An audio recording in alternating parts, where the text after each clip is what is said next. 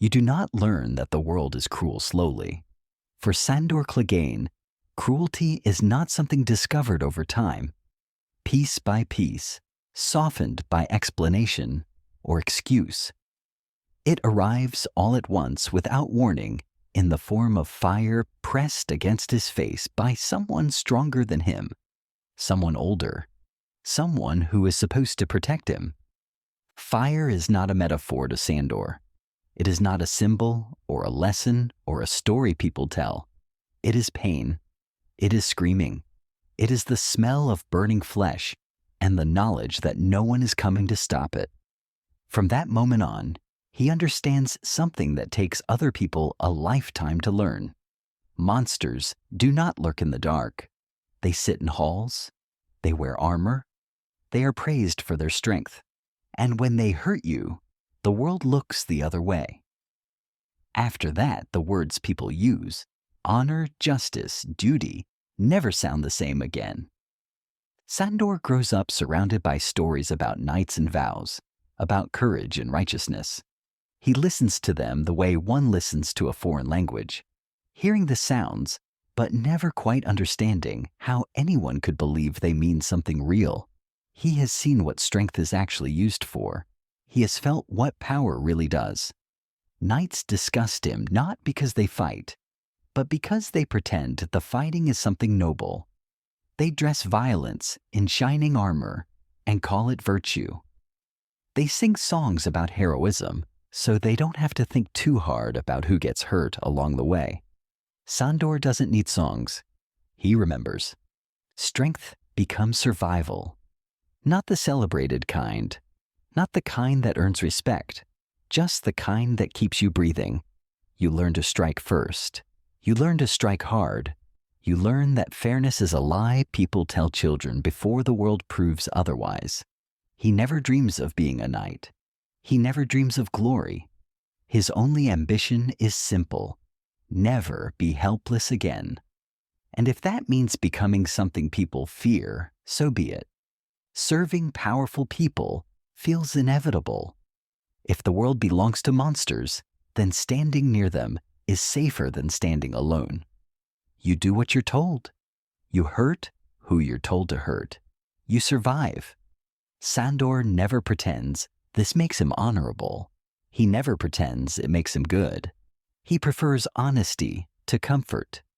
People look at him and see a brute, a killer, a threat.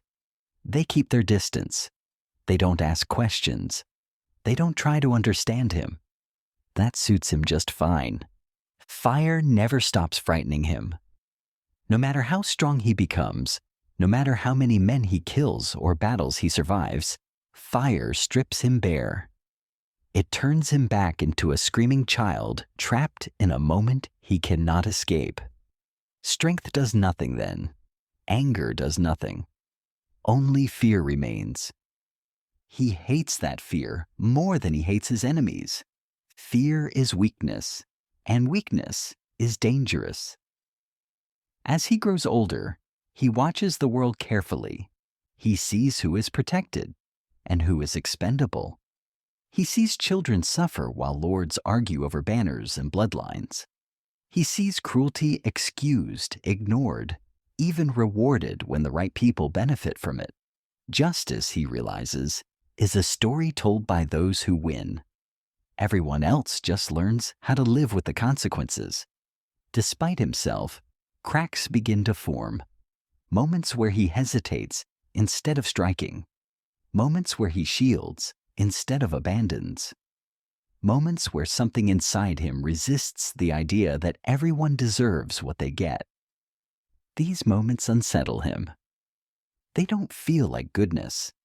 They feel like weakness creeping in, slow and unwanted. And weakness gets people killed. So he tells himself he doesn't care. That caring is a mistake. That attachment is a liability. That believing in anything beyond survival is how people end up burned. He has learned that lesson already. He does not intend to relearn it. The world keeps proving him right. Violence continues. Power protects the worst people. Innocence suffers quietly. while the powerful debate what should be done about it. Every day reinforces the same truth. Expecting decency from the world is foolish. So Sandor stays angry. Anger is useful. Anger keeps the fear at bay. Anger gives him something solid to hold on to when the world feels unbearable. But anger is heavy, and over time, it begins to weigh on him. Beneath it, something else grows. Not hope, not faith, but a deep, gnawing resentment toward cruelty itself. Not because cruelty exists, but because he understands it too well. Because he recognizes himself in it. And that recognition disgusts him more than knights ever could. When people speak of redemption, he scoffs. Redemption is for people who believe the world keeps score. Sandor does not. He believes the world takes what it wants and leaves the rest behind. There is no balance, no final reckoning. Only survival. Still, survival has its price. Loneliness. Isolation. The certainty that you will never truly belong anywhere. That you will always be feared, used or avoided, but never trusted. That is the cost of seeing the world clearly. Or maybe it is the cost of refusing to be wrong. Sandor does not think of himself as good. He does not want to. Good men die believing in things that do not protect them. He has outlived many good men. That has to mean something, doesn't it? Yet the cracks remain. Moments he cannot explain. Choices that don't align with the story he tells himself about who he is.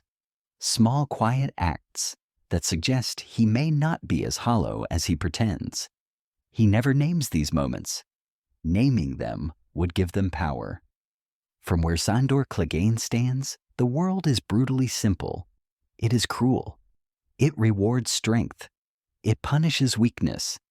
And anyone who tells you otherwise is either lying or hasn't been paying attention. He does not want honor. He wants truth, even if that truth is ugly.